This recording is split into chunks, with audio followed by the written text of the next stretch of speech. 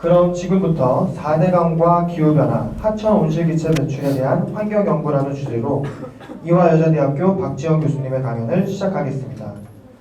오늘 강연해 주실 박지영 교수님께서는 독일 바이로이트 대학교에서 박사학위, 뉴욕 주립대학교와 애리조나 주립대학교에서 박사 후 과정 연구원을 하셨고, 주요 경력으로는 현재 국제학술지 바이오 지오사이언스 부편집인이자 기후변화행동연구소 이사로 재직하고 계십니다. 주요 연구 분야로는 지구적 환경변화에 따른 생태계 탄소 순환의 교란, 생태계의 온실기체 배출과 관리 방안 등이 있습니다. 그럼 오늘 강연을 해주실 박지영 교수님을 큰 박수로 맞이해 주시기 바랍니다. 네, 안녕하세요. 자, 오늘 기온이 많이 내려갔던데 지금 춥지는 않으세요? 네.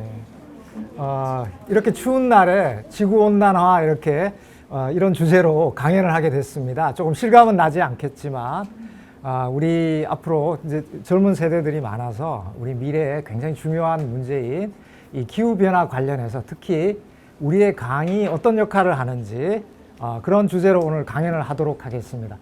조금 제가 생각한 것보다 이 청중의 그 연령이 조금 낮아서 조금 쉬어가는 차원에서 제가 조사하면서 찍은 우리나라뿐만 아니라 해외의 또 유명한 하천의 사진이에요.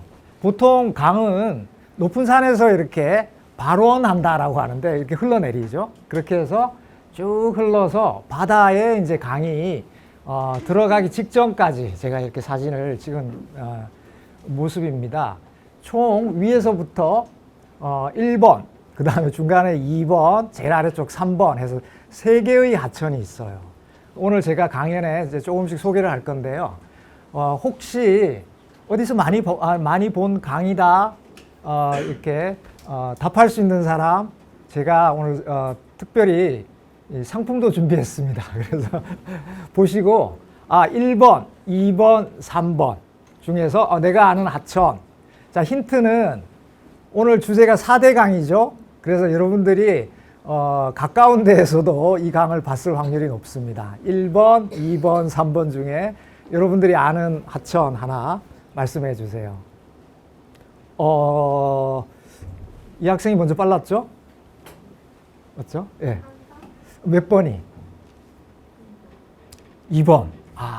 혹시 모르니까 뒤에 학생, 아까 손 들었던 학생. 자, 몇 번이 무슨 하천? 3번은 해외에 있는 하천이에요. 자, 그러면 한 번만 더 기회를 주겠습니다. 시작하는 거니까. 자, 우리 학생. 네, 맞아요. 1번이 무슨 하천? 무슨 강? 한강 맞았습니다. 자, 박수. 우리 학생이 읽기는 좀 어려운 책인데 이 기후변화 관련해서 제가 쓴 내용이 조금 들어있어서 나중에 부모님하고 같이 한번 읽어봐요. 제가 선물로 드리겠습니다. 축하합니다. 자, 저 학생이 잘 맞췄는데요. 우리가 너무 익숙한 한강인데 좀 생소해 보이죠? 한강이 혹시 어디에서 발원하는지 아세요? 시작되는지? 높은 산에서 시작한다라고 했는데 혹시 가본 적이 있다든지? 아무도 없으세요? 자, 그래서 선생님 요게 따로 이걸로 조작을 해야 되나요? 알겠습니다. 조금 불편하긴 한데 그런 분들을 위해서 검룡소라고 여러분들 많이 들어봤을 건데 한강의 진짜 발원지는 제일 우리 강화도에서 제일 먼 지점 바로 여기입니다. 보통은 이제 통제가 되어 있어서 잘 못 가기 때문에 오늘 여러분들 어려운 자리를 이렇게 어려운 걸음을 했기 때문에 여기 제가 찍은 동영상을 이렇게 준비했어요. 시냇물이죠. 아주 깨끗한 시냇물이 저기 태백 있죠. 강원도 태백. 태백에 조그맣지는 않죠. 한 1000m 넘는 산에서 저렇게 똑똑똑 떨어져서 흘러서 저기 남한강 거쳐서 여기 보면 저희들이 조사하는 모습인데요. 서강대교 알죠? 서강대교 앞에 밤섬이라고 있어요. 그 밑에 그 밤섬에서 저희들이 조사할 때 찍은 사진입니다. 완전히 녹조가 심할 때 찍은 사진이고요. 마지막은 이제 한강이 흘러서 강화도에서 이제 황해로 흘러 들어가요. 이게 이제 한강의 전체 모습인데 오늘 저는 이 한강 그리고 낙동강 같은 우리나라 하천뿐만 아니라 제일 밑에는 겐지스강이라고 들어봤나요? 인도에 있는 겐지스강, TV에도 보니까 요즘 나오던데 그 겐지스강에서 제가 조사했던 그 모습입니다. 그래서 다 제각각 모습도 다르고 현재 뭐 오염이라든지 댐의 상태 다 다른데 공통점이 있어요. 기후변화 관련해서 어떤 공통점이 있을지 오늘 제 강연에서 여러분들에게 알기 쉽게 최선을 다해서 설명을 해드리겠습니다.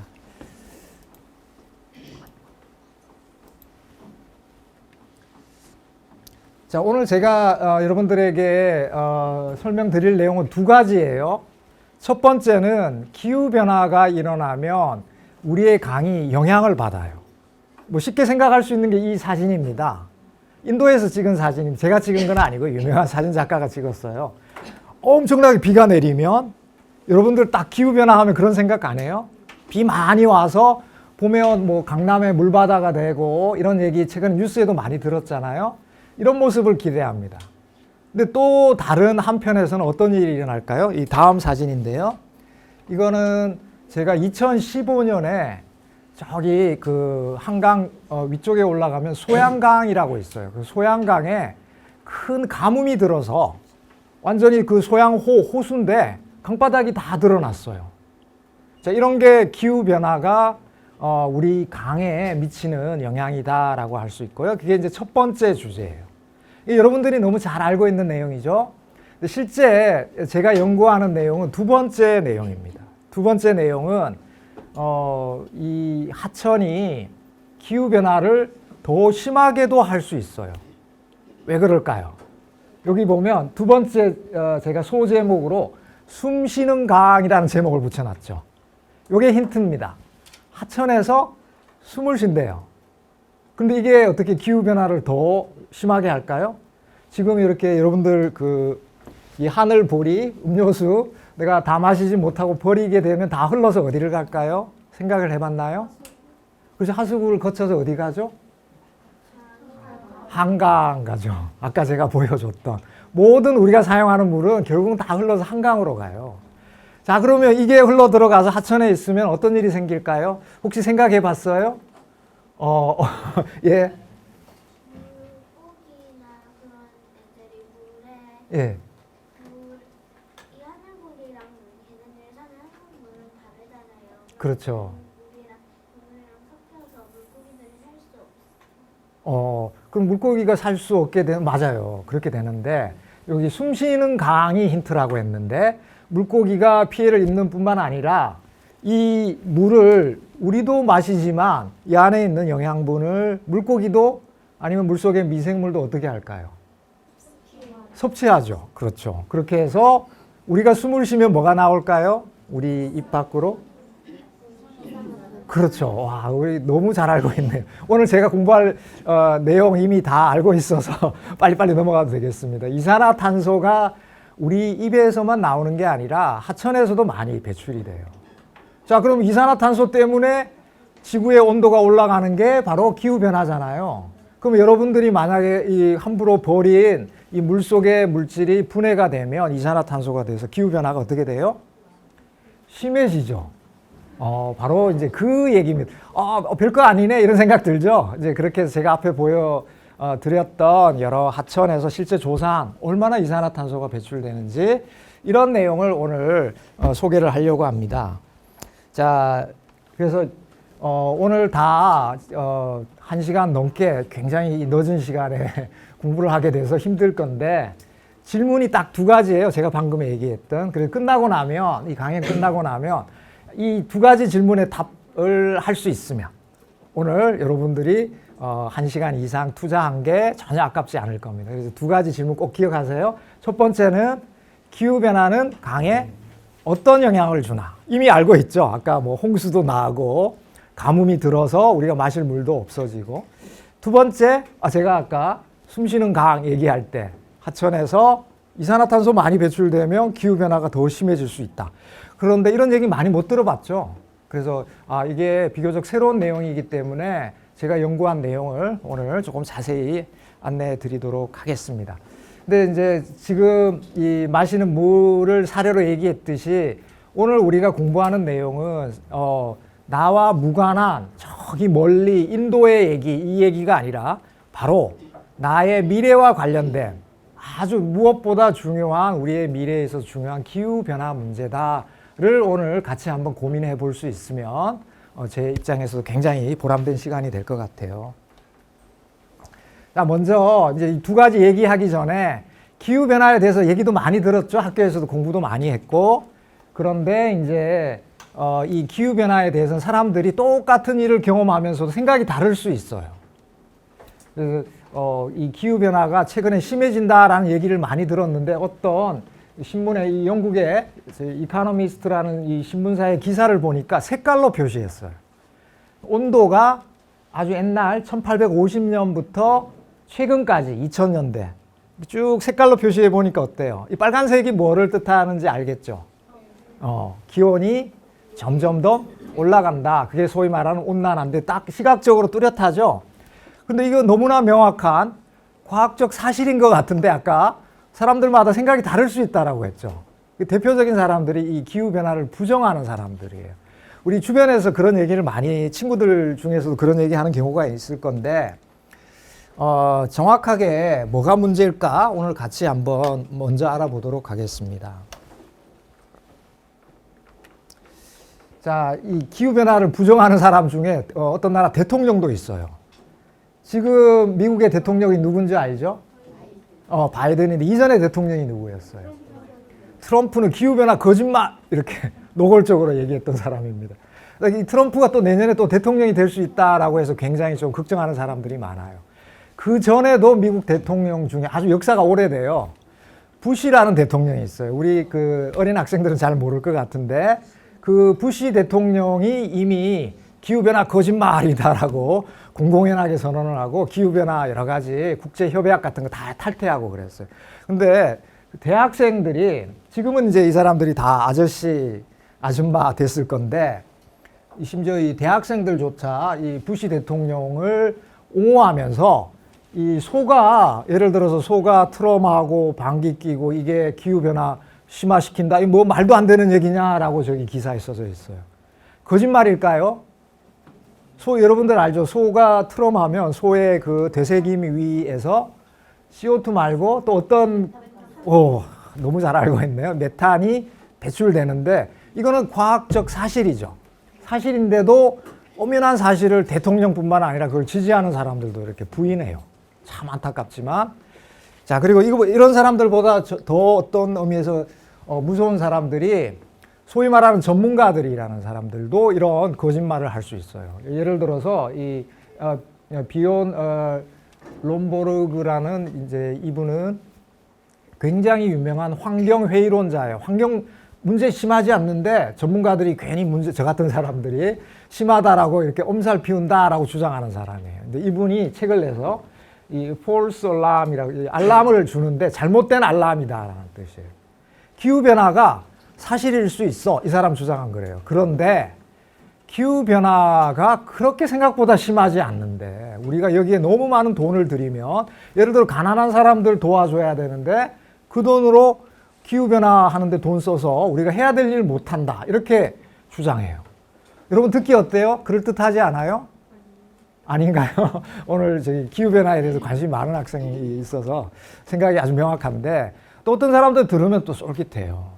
근데 자, 우리가 알아야 될 거는 제가 어떤 과학적인 연구 내용보다 더 중요한 게 우리가 어떤 주어진 사실을 어떻게 객관적으로 잘 받아들이는지 올바른 태도도 굉장히 중요할 것 같아요. 뭐 예를 들면 아직 저기 어린 학생들이 많아서 건강 얘기하면 조금 실감이 안 느껴질 수 있는데 예를 들어서 코로나 한 번씩 경험해 본 사람도 있잖아요. 코로나 걸렸는데 나는 이 코로나 걸리면 불편해져요. 뭐 친구들도 못 만나고. 그래서 그렇게 믿고 싶은 거, 코로나 아니라 일반 감기야. 괜찮을 거야, 나는. 그런데 코로나 바이러스는 이거는 우리가 부인할 수 없는 사실이잖아요. 내 몸에 들어오면 나를 아프게 하잖아. 그래서 내가 아무리 안 믿고 싶더라도 이걸 부인할 수 있나요? 결국은 내 몸을 아프게 하죠.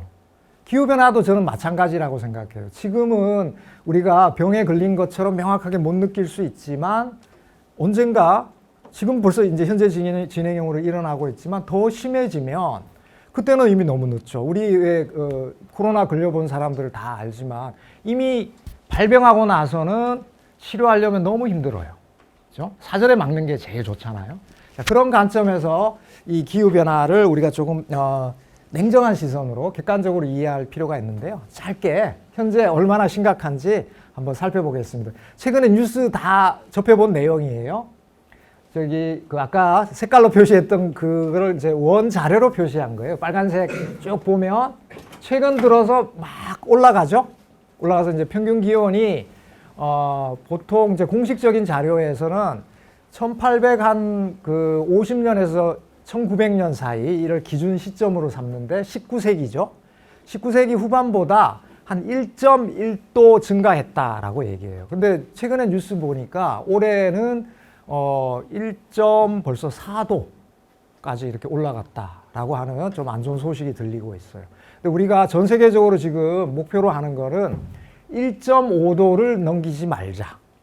여러분 많이 들어봤죠? 그래서 1.5도씩 목표하는 건데 벌써 1.4도면 어떻게 해요? 남은 게 0.1도밖에 없는데 이건 굉장히 어렵죠. 근데 이 목표가 지금이 아니라 2100년까지 1.5도로 제한하자라는 건데 벌써 다 써먹고 있어요. 굉장히 지금 엄중한 상황입니다. 그래서 심지어 이제 이 조선일보는 굉장히 보수적인 이제 언론사라서 굉장히 신중하게 이렇게 얘기를 하는데 이 언론사의 기사를 보니까 경악할 기온 상승에도 밤잠을 지금 다 편히 자고 있다라고 해서 기후 딜레마라고 얘기했는데 올해 뉴스에 계속 나왔던 게 바로 이겁니다. 하루하루 전 세계 평균 기온을 재서 이전하고 비교를 했어요. 지금 제일 위에 이 빨간색 보이죠? 이게 올해 우리가 거쳐온 거예요. 그러면 이전에 경험해 보지 못한 기록적인. 그래서 아까 제가 얘기한 것처럼 올해 평균을 내면 아마 1.4도 벌써 이렇게 증가한 걸로 이렇게 평가될 거다라는 얘기가 나오고 있습니다. 자, 뭐 이 기후 변화에 대해서는 여러분들 많이 들어봤을 건데 정확하게 온도가 증가하는 현상을 우리가 지구 온난화 이렇게 얘기합니다. 근데 온도가 올라가면 우리가 지금 경험하고 있듯이 비도 많이 오죠.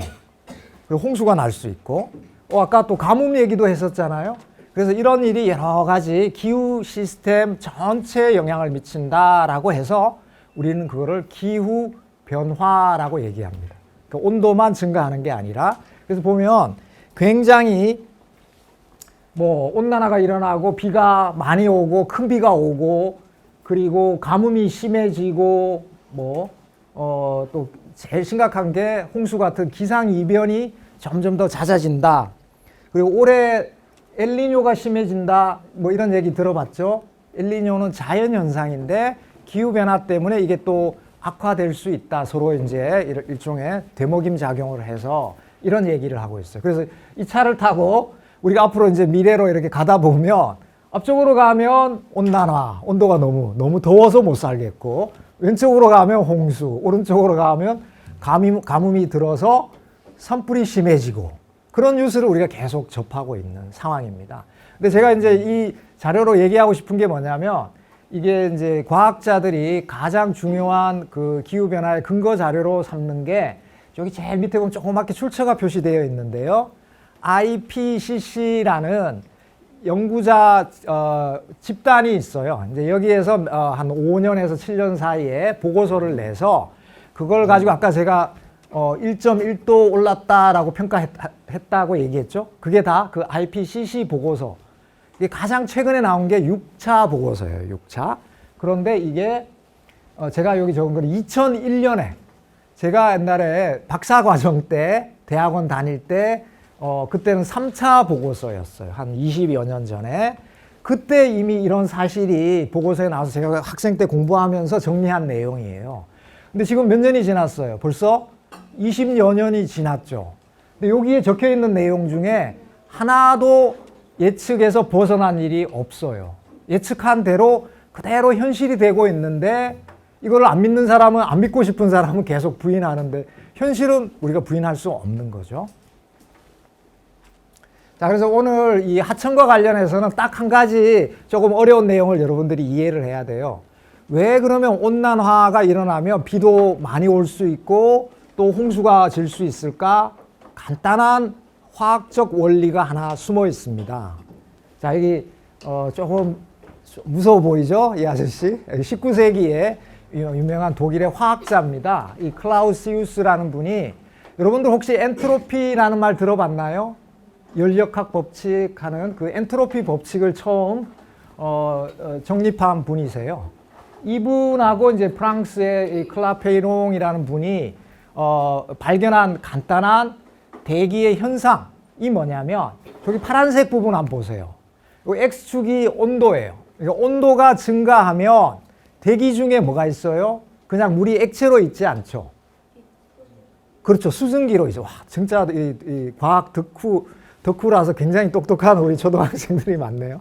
수증기가 대기 중에 있는데 온도가 이렇게 여러분들 이해하면 돼요. 1도 정도 증가하면 대기 중에 수증기가 7% 정도 많아지는 거예요.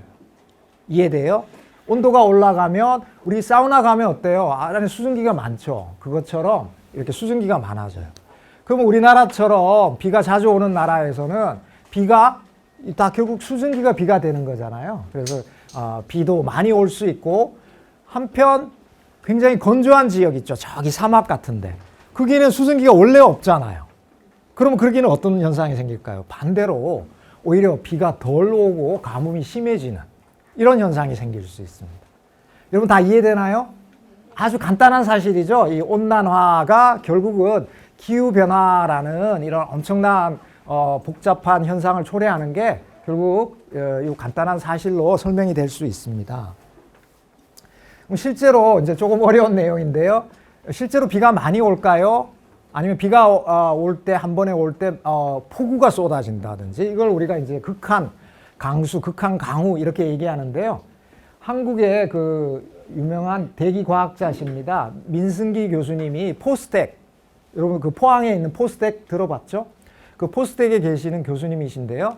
이분이 자랑스럽게도 여기 네이처지에 발표한 내용을 보면, 저기 파란색으로 지도상에 보이는 부분 있죠. 제일 위에 지도에 보면 비가 오더라도 폭우가 쏟아지는 거. 이게 이제 그동안 관측된 게 전 세계적으로 보면 어때요? 빨간색보다 파란색이 훨씬 많죠. 그래서 비가 오면 극한 강우가 쏟아지는 게 많이 관찰이 됐다라는 거예요. 그럼 비가 오게 되면 어디로 갈까요? 이제 우리 오늘 공부할 내용이 이제 등장합니다. 비가 내리고 나면 비가 흘러서 어디로 갈까요? 그렇죠. 강으로 흘러가죠. 그러면 강물이 어떻게 될까요? 강에 흐르는 물. 맞아요. 강의 유량이 많아집니다. 자, 그것도 이건 이제 모델링이라고 해서 미래 기후를 예측을 한 거예요. 여기 파란색, 보라색 보이죠? 어때요? 전 세계적으로 앞으로 갈수록 유량이 증가한다. 그러니까 비가 많이 심하게 올 경우는 어떻게 되겠어요? 홍수가 심해지고 우리가 피해를 입을 수도 있다라는 걸 이 자료에서 예측할 수 있습니다. 근데 진짜 아까도 얘기했지만 우리 그 삶에 큰 영향을 미치는 거는 홍수와 같은 이런 큰 극한 현상인데요. 여기 보세요. 작년 뭐 올해 보면 인도, 파키스탄 이런 데 온도가 거의 50도 가까이 막 올라가서 사람이 살 수 있을까? 괴로워하는 모습입니다. 밑에 저기 유럽의 지도가 보이는데요. 저기 지도를 보시면 특히 남부 유럽, 스페인, 이탈리아 이런 데 있죠. 거기는 이제 여름철에 굉장히 온도가 많이 올라가요. 거기에서 너무 여름철 열파라고 하는데 온도가 너무 많이 올라가서 사람들이 사망까지 해요. 약한 사람들, 노약자, 병 걸린 사람들, 그 사망률을 쭉 표시를 한 거예요. 어때요? 거의 왼쪽 지도하고 오른쪽 지도가 비슷하죠? 그러니까 이렇게 사람의 목숨까지 이제 위태롭게 할 수 있는 이런 극한 현상이, 그러면 왜 심해질까? 그거를 이제 간단하게 저 그림에서 설명하고 있는 거예요. 좀 어려울 수 있는데, 우리가 보통 온도를 얘기하면 보통 한 15도 정도 되면 평균적인 온도인데, 겨울에 추울 때는 마이너스 20도, 여름에 더울 때 아까 40도도 넘을 수 있다라고 했죠. 그래서 이렇게 이거를 이제 분포라고 하는데, 분포도를 그려보면 저기 그림이 어때요? 왼쪽 위에 보면 종 모양이죠.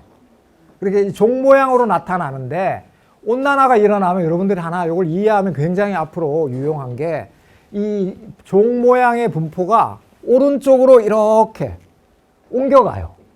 그래서 여기 보게 되면 이전에는 굉장히 여기 보세요. 드문 일인데 이제 옮겨가고 나서 온난화 때문에 옮겨가고 나서는 이제 어떻게 돼요? 이렇게 자주 일어나게 된다라는 거예요. 이렇게. 이해되나요? 이전과 다르게 이 전체 기후 시스템이 오른쪽으로 이동했기 때문에 이전으로 치면 진짜 이거는 100년에, 1000년에 한 번 일어날 일인데 이제는 뭐 10년, 1년 아니면 매해 되풀이 될 수 있다라는 게 이게 이제 무서운 일입니다. 자, 그래서 이제 이런 그 피해를 누구보다 정확하게 잘 파악하고 있는 사람이 혹시 누굴지 짐작이 가요? 우리가 사고 나면 어디에 제일 먼저 연락하게 되나요? 예를 들어 자동차 사고 나게 되면 그렇죠. 병원도 하고요. 119. 그렇죠. 보험회사입니다. 보험회사에는 자기들의 사업의 승패가 달려 있기 때문에 전 세계에서 가장 정확하게 이 피해를 파악하고 있어요. 그래서 유명한 독일의 재보험회사, 보험회사의 보험회사인데요. 여기에서 통계를 파악하고 있는 거는 세계에서 가장 정확한 자료입니다. 그래서 제가 그 자료를 잘 활용을 하는데요. 저기 빨간색으로 보게 되면 보험 그 커버가 되지 않은 거 포함해서 피해액을 쭉 표시를 한 거예요. 최근 들어서 어때요? 급격하게 증가하고 있죠. 왜 그래요? 우리 최근에 일어나는 여러 가지 홍수라든지 열파라든지 뭐 이런 기상재해가 너무 심해지기 때문에 이 오른쪽에 최근에 경험한 거 몇 개 스냅샷으로 제가 뽑아봤습니다. 현재 진행형으로 현재 제일 심각한 거는 어디에서 지금 이런 가뭄 피해가 일어나는지 혹시 여러분 최근에 뉴스 접해본 사람 있나요? 아주 먼 나라예요. 아프리카는 아니고 남미, 몰디브도 될 수 있는데 남미에 큰 강이 있죠. 세계에서 넘버원. 그렇죠. 아마존 강이에요. 아마존 강인데 이 아마존 강이 그 큰 강이 바짝 말라가지고 정박한 배가 드러났어요. 그래서 이게 아마존이라는 게 굉장히 지구의 건강에 엄청 중요하다는 얘기 많이 들어봤죠. 근데 이런 지금 상황이에요. 그래서 걱정을 굉장히 많이 하고 있어요. 자, 이렇게 가뭄이 일어나도 이게 우리가 생각하지 못한 아주 큰 피해를 초래할 수 있는데요. 대표적인 게 저기 인도에 가뭄이 심해졌을 때 저수지를 지키려고 민병대가 군인도 아니에요. 총을 구해가지고 이렇게 보초를 쓰고 있어요. 뇌물 누가 훔쳐가면 죽일 거야 이러면서. 그래서 이런 거를 우리가 기후 분쟁이라고 하는데 여기 이제 기후 분쟁에 관한 통계 자료를 사이언스라는 이제 유명한 저널에서 한번 쭉 정리한 걸 보면요. 최근 들어서 이 기후 분쟁이 엄청 많이 증가하고 있죠. 자, 이거는 이제 생존과 직결되는 문제이기 때문에 총칼로 이렇게 싸우는 이런 상황까지 발전할 수 있다라는 거예요. 우리나라에서는 좀 실감하기 어렵죠. 우리가 이런 일을 잘 경험해 보지 못해서. 자, 그래서 이제 이 첫 번째 내용 관련해서 이제 거의 마지막 슬라이드입니다. 기후가 그러면 한번 정리해 볼까요? 왜 온난화가 됐는데 하천 이 유량이 증가하고 이런 피해가 생긴다라고 했어요. 온도가 증가하면 수증기가 많아지고 그렇죠. 그래서 이제 우리가 이걸 전문 용어로 물순환이 가속화된다라고 이렇게 얘기를 합니다. 그래서 하천에 이제 일어나는 몇 가지 그 에피소드 같은 내용들을 제가 소개했고요. 조금 학술적인 내용 한 장만 제가 소개할게요. 그러면 기후변화가 일어나면 우리 하천 아니면 호수 이런 거를 우리가 이제 육수라고 해요. 땅에 있는 물이라고 해서. 여러분 육수 하면 뭐 생각나요? 그렇지. 고기 육수, 냉면 육수 하는데 저 같은 사람이 이제 연구하는 분야가 육수학이라고 얘기를 해요. 하천, 호수를 연구하는 분야인데 자, 지금까지 제가 설명한 거에 따르면 기후변화로 인해서 비가 많이 올 수 있다라고 했죠. 그럼 그 비가 다 어디로 흘러간다라고 했어요? 강으로 흘러가죠. 그러면 강에 흘러가면 그 강물에는 물만 있나요? 아니죠. 아까 우리가 버린 그 물 속에 온갖 물질이 다 함께 흘러가잖아요. 그래서 비가 많이 오고 그 강물 속에 그걸 이제 영양분, 영양염류 이렇게 얘기해요. 질소인 뭐 이렇게 얘기하는데 그런 영양염류가 많아지면 아까 물 속에 누가 산다라고 했어요? 물고기하고 또 미생물. 그래서 우리가 이제 녹조 얘기 많이 들어봤죠? 4대강 하면 녹조 딱 생각나는데 그리고 우리가 조류라고 해요. 조류. 광합성을 해요. 나무처럼. 이산화탄소를 흡수해서 이렇게 광합성을 하는 생물인데 그 물속에 이런 영양분이 많아지면 조류가 활발해지겠죠. 그게 이제 녹조 현상이에요. 녹조 현상. 자, 그래서 강우량 증가로 인해서 하천의 질소 유입량이 증가한다. 이렇게 하니까 너무 어렵죠. 최근에 일어난 일로 한번 볼까요? 올해 여름에 아까 제가 얘기했던 그 소양강 가뭄이 심해서 아까 바짝 말랐던 그 소양강에 녹조가 엄청 심했어요. 올해는 낙동강, 뭐 4대강 보에 녹조가 심한 게 아니라 소양호, 호수, 저수지가 녹조가 심했어요. 왜 그랬을까요? 바로 제가 얘기한 것처럼 비가 많이 와서 강물에 이 땅 속에 있던 온갖 오염 물질이 쓸려져서 이렇게 들어온 거예요. 그런데 이때 안에는 갇히게 되죠. 갇히게 되니까 녹조가 심해진 거예요. 이게 올해 우리나라의 아주 특이한 현상, 소양호에는 이런 녹조가 잘 관찰이 안 되는데 심했던 게 바로 제가 설명한 이유고요. 이 오른쪽은 이제 혹시 이 환경 이런 공부에 관심 있는 학생들이 있으면 앞으로 좀 관심을 가져보면 좋은데요. 우리가 환경을 연구할 때 저처럼 직접 현장에 가서 이렇게 조사할 수도 있지만 하늘에서 조사하는 방법이 있어요. 혹시 짐작이 가요? 뭐를 이용해요? 그렇죠. 너무 똑똑한 학생인데요. 인공위성에서 사진을 찍어서 녹조가 심해지면 녹조들이 이제 광합성을 하니까 그 이제 특정한 파장대의 그 흑광도라는 거를 이제 측정을 해서 추정을 해볼 수 있어요. 얼마나 녹조가 심했는지. 그렇게 해서 한 지난 1980년대부터 전 세계적으로 호수의 녹조 문제가 얼마나 심해졌는지 조사를 해보니까 빨간색이 심해졌다 이렇게 짐작이 되죠? 어때요? 전 세계적으로. 엄청 심해지고 있죠. 왜 그럴까요? 바로 오늘 제가 이제 바로 이어지는 두 번째 파트에서 얘기할 내용입니다. 뭐가 와서요? 그렇죠. 비가 많이 와서 기후변화 때문이고 다른 한편으로는 아까 비가 와서 뭐가 쓸려 들어간다라고 했어요. 그렇죠. 오염물질. 바로 딱 그 내용을 두 번째 파트에서 얘기하려고 합니다. 혹시 지금 첫 번째 파트에서 제가 얘기한 거 잘 이해가 안 돼서 질문 있으면 지금 얘기해도 됩니다. 없나요? 없으면 바로 두 번째 파트 넘어가겠습니다. 그럼 이제 제가 연구하는 내용인데요. 시간이 지금 어떻게 됐나요? 시간이.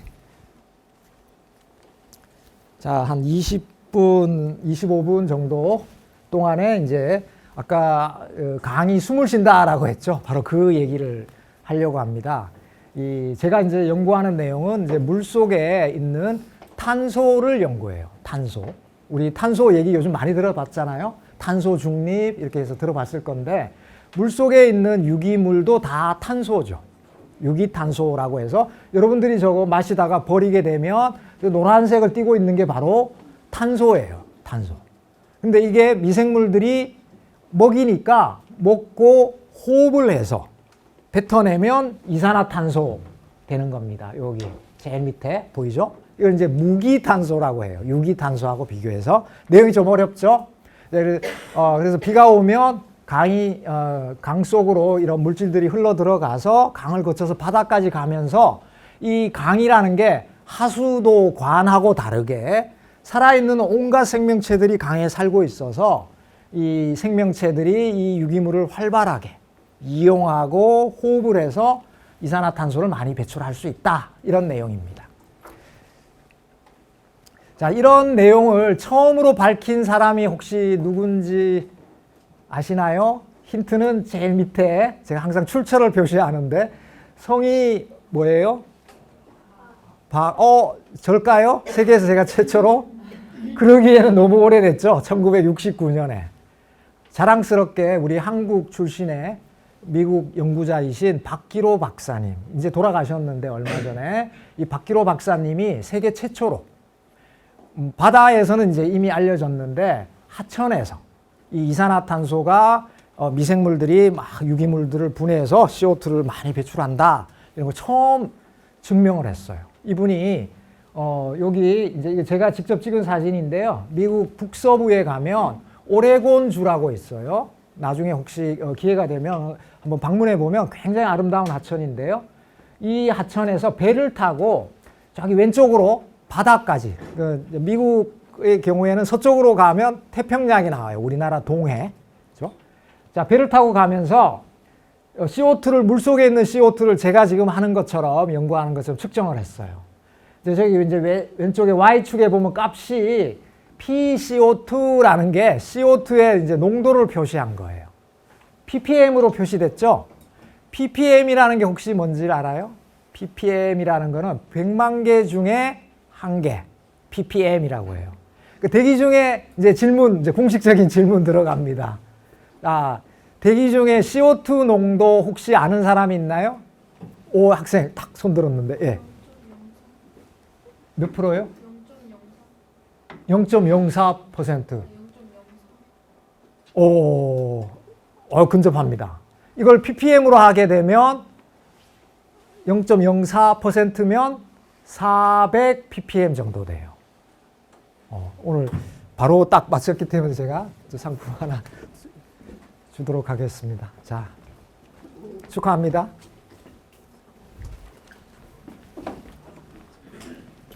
자, CO2 농도 여러분들도 한번 기억해 보면 편한데요.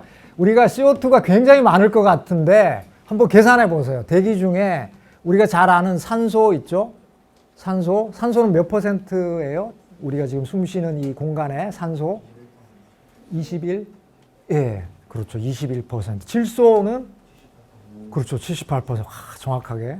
CO2도 알았을 것 같은데. 동생한테 양보했는 모양이죠. 근데 한번 비교해 보세요. 아까 0.04%니까 CO2는 여러분 비교를 해보면 아예 비교가 안 되죠. N2, 질소, 그 다음에 산소, 아까 뭐 70 넘고 20 넘는데 이산화탄소는 0.04%인 거예요. 있으나 마나한 건데 이게 문제를 일으키는 거예요. 이걸 이제 ppm으로 하면 400, 현재 전 세계적으로 420 ppm. 우리나라는 이제 이산화탄소 선진국이에요. 벌써 420 ppm을 넘어섰어요. 몇 년 전에. 여기 중국하고 우리나라가 오염 강대국이기 때문에 요 일대 이산화탄소 농도가 상대적으로 조금 더 높아요. 우리가 전 세계 평균보다 빠르게 증가하고 있는데 한번 기억해 보세요. 400 얼마? 20 정도 된다라는 거죠. 그럼 제가 얘기한 걸 잘 기억하고 있다가 그 물속에 있는 거 한번 비교해 볼까요? 우리 박기로 박사님이 측정을 해 보셨더니 얼마예요? 1000 ppm 가까이 되죠. 자, 그러면 이건 뭐를 의미하는 거예요? 대기 중에 400, 박기로 박사님이 생존하셨을 때는 아마 조사하셨을 때는 한 300 얼마였을 거예요. 근데 1000 ppm이니까 대기 중에 이산화탄소가 물에 다 녹으면 400 정도여야 하는데 나머지 600은 어디서 왔나요? 바로 아까 물고기가 미생물, 그렇죠. 미생물이 숨쉬고 그래서 CO2 낸 게 저렇게 과포화되었다라는 어려운 말이 바로 그 뜻이에요. 이해되죠?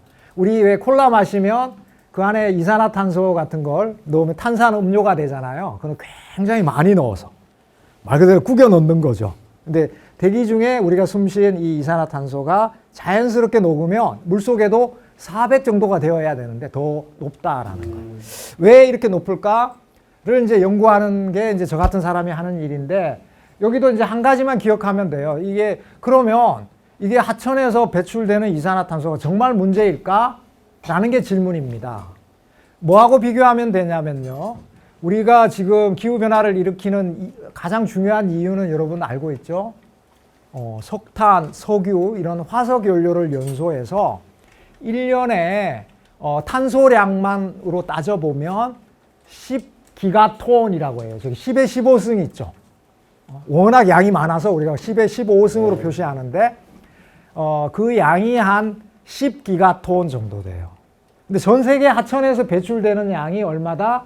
여기 보면 여기 동그라미만 보면 돼요. 이거는 조금 보수적으로 추정을 한 거고 실제로는 2기가톤이 넘는다라고 해요. 그러면 우리가 화석 연료로 연소해서 배출하는 거에 자그마치 몇 분의 몇이 돼요? 근 5분의 1 가까이 되죠. 엄청나게 많은 양이 하천에서 배출이 된다라는 거죠. 근데 이 하천이 이제 자연 하천은 전 세계적으로 드물어요. 아까 우리 얘기했던 오염 있죠? 이거는 이제 중랑천에 가면 중랑 하수처리장이라고 있어요. 그 하수처리장에서 이제 방류수 나오는 거를 제가 찍은 사진인데요. 그 안에 들어있던 물질이 한강에 들어가면 어떻게 된다라는 거예요. CO2가 될 수 있다라는 거죠. 그리고 이제 아까 녹조 얘기했는데 전 세계적으로 댐이 많아서 녹조 문제 이런 것들이 이 하천은 보통 아까 그 처음 시작할 때 제가 사진 보여주면서 산에서 흘러서 바다 서해까지 그 황해까지 흘러간다라고 했었잖아요. 그럼 물은 계속 연속적으로 이렇게 흘러간다라고 전통적으로 생각해요. 그 물속에 있는 물질도 마찬가지로. 그래서 연속성이라는 이제 어려운 말로 얘기하는데 이제 여기서 이제 오늘 여러분들이 기억하면 좋은 게 댐을 지으면 어떤 일이 생길 거냐라는 거예요. 댐. 아니면 4대강에 보를 지으면 흐르던 물이 어떻게 될까요? 멈춰지겠죠. 그러면 이제 호수처럼 되는 거예요. 그러면 이제 우리가 녹조 얘기하는 뭐 녹조 라떼 얘기하는 이제 이런 현상이 생기는 거예요. 자, 그러면 퀘스천. CO2가 물속에서 아까 꽤 많을 수 있다라고 했는데 녹조가 심해지면 어떻게 될까요? 마지막 질문입니다. 제가 상품 준비한. 자, 녹조가 심해지면 CO2가 자, 손 들고. 자, 제일 빨리. 지금 누가 제일 빨리 그 오른쪽 학생인가요? 예. 높아질까요? 이유를 이제 타당한 이유가 제시되면 이제 정답이 됩니다. 예. 조류가 많아지니까 조류가 그걸 분해해서 몇 번이 CO2 양이 되는 다르게 생각하는 사람 혹시 있나요? 아까 했으니까 저 뒤에 이제 고등학생도 한번 기회를 줄게요. 예. 호흡을 통해서 이산화탄소를 그러면 물속에 CO2가 더 많아진다? 비슷한 생각 아닌가요, 그러면? 마지막, 자, 예, 얘기하면 돼. 물에 이산화탄소가 가까운 상태가 되면 또 공기중으로 내면서 이거 새로운, 저도 생각을 못 해본 아주 흥미로운 사실인데요. 근데 조금 이제, 힌트를 한 명만 더 얘기를 들어보고 제가, 지금 3명 다 정답이 아니에요. 반대로 여러분들 생각해야 되는 게 힌트입니다. 자, 마지막으로 한 명에게 더 기회를 주겠습니다. 조류는 아까 뭐를 한다라고 했죠? 예. 그렇게 해서 물속의 이산화탄소는 그럴 수 있습니다. 정답입니다. 자, 그래서 마지막 정답에 자, 축하합니다.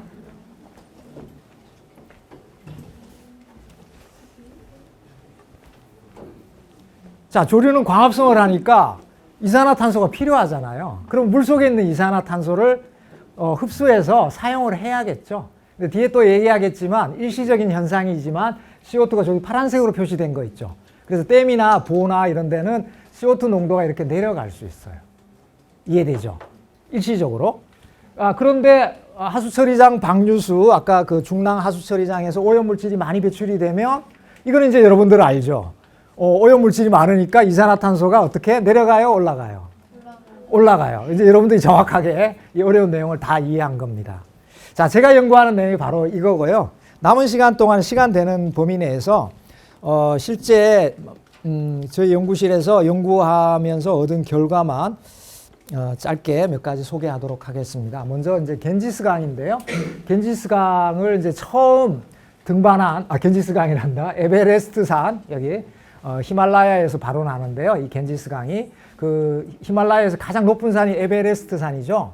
그 산을 처음 등정한 분이 여기 힐러리 경입니다. 블랙핑크가 대영 제국 훈장 받았다라는 뉴스 여러분 다 들어봤죠? 이 이제 힐러리 경도 처음으로 그 히말라야의 가장 높은 산을 올랐기 때문에 뭐 이런 기사 같은 자기를 받고 여왕한테 그랬던 유명한 분인데요. 이분이 배를 타고 겐지스강을 바다에서부터 히말라야까지 이렇게 거꾸로 올라가면서 여행을 한 게 이제 여기 이 사진에 보여지고 있는 겁니다. 저는 반대로 히말라야에서부터 저기 그 벵골만이라고 하는데요. 겐지스강이 바다로 흘러 들어가는 데까지 이렇게 조사를 했어요. 그래서 아까 모든 하천들은 다 다르지만 비슷한 특징을 가지고 있다라고 얘기를 했는데 그게 오늘 강연의 주제라고 했었잖아요. 겐지스강도 바로 같은 그런 일을 겪고 있습니다. 깨끗한 그 인도의 그 힌두교도들에게는 이제 성지죠. 이 엄청나게 성스러운 곳인데 저 히말라야의 겐지스강이 흘러오는 곳에서부터 얼마 안 떨어져서 뉴델리 가게 되면 뉴델리는 오염이 엄청 심해요. 저 물 보세요. 저기 야무나 강이라는 겐지스강의 지류인데요. 제가 저기 조사를 하러 갔더니 너무 악취도 심하고 조사하기가 정말 어려웠어요. 물 색깔이 어때요?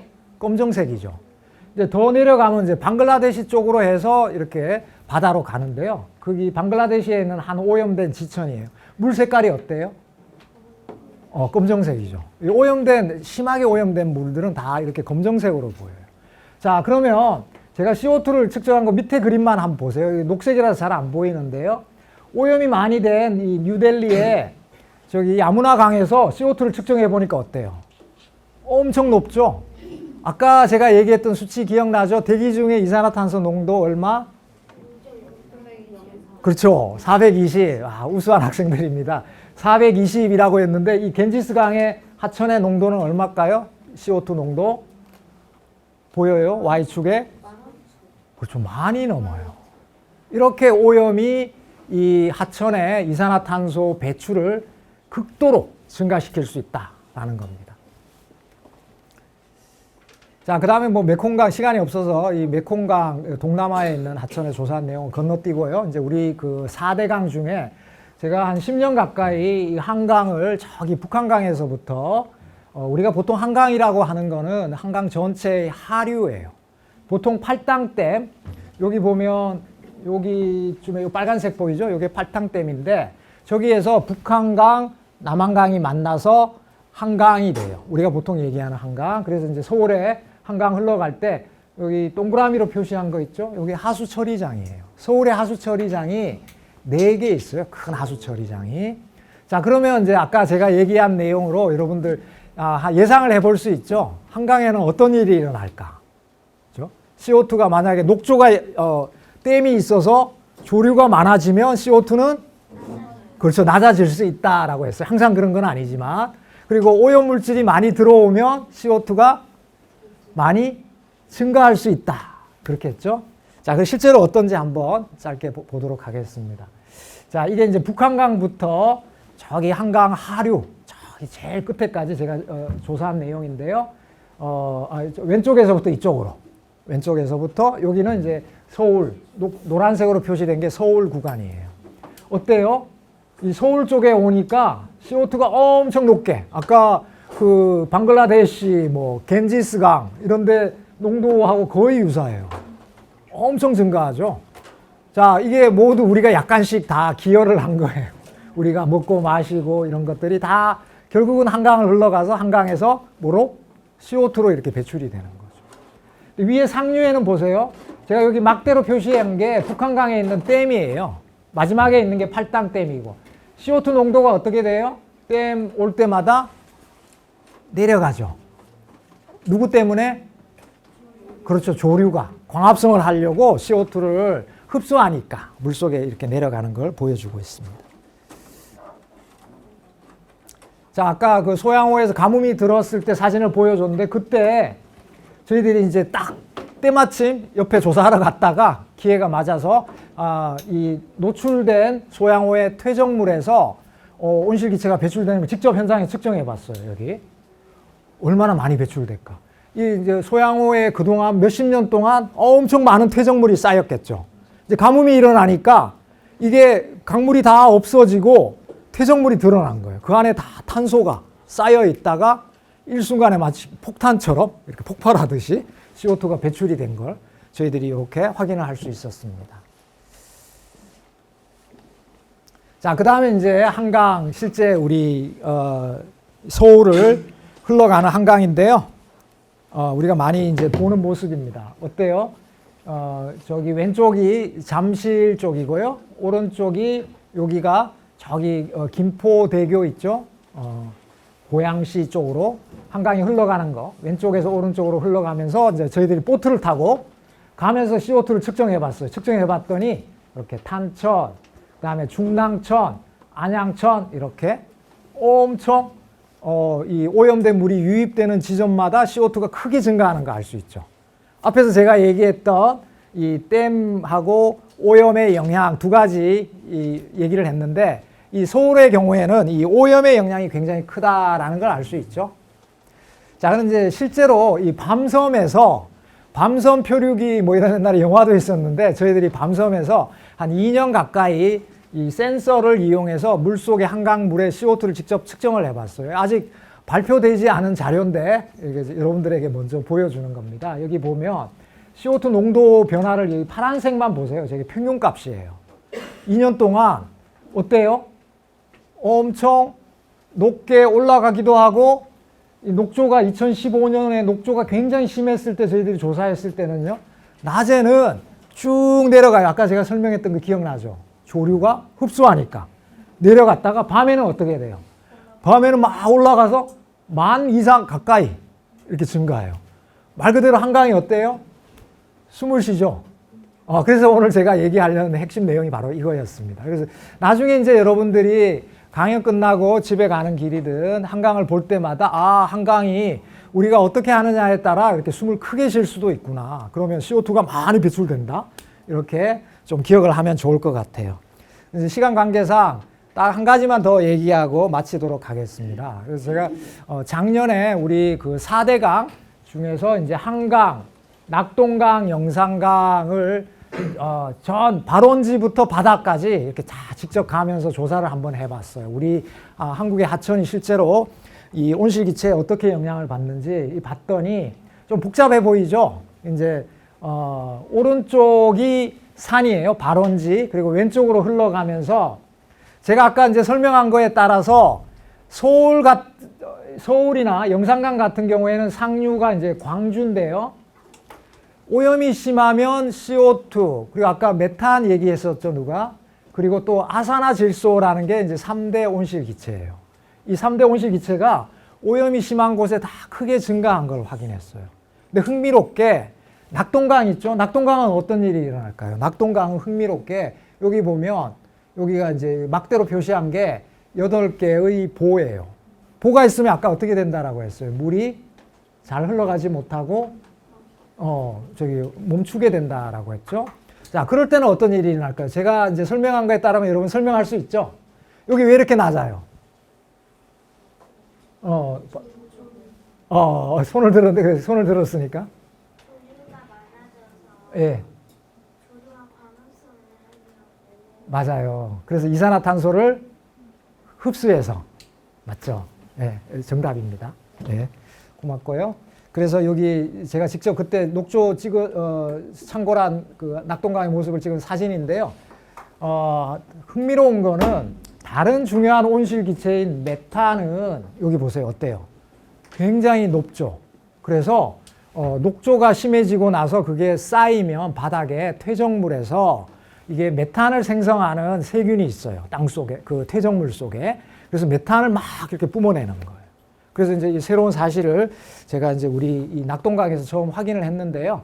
그래서 오늘 제가 얘기한 내용을 정리해 보면 이게 미시시피 강에서도 비슷하게 전 세계적으로 다 비슷하게 관찰이 돼요.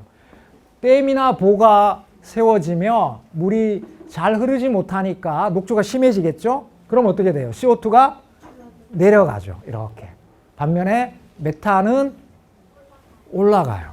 자, 그러니까 우리가 어떻게 우리 하천을 관리하느냐에 따라서 앞으로 기후변화가 더 심해질 수 있는 이런 문제를 우리 스스로 초래할 수 있다라는 거죠.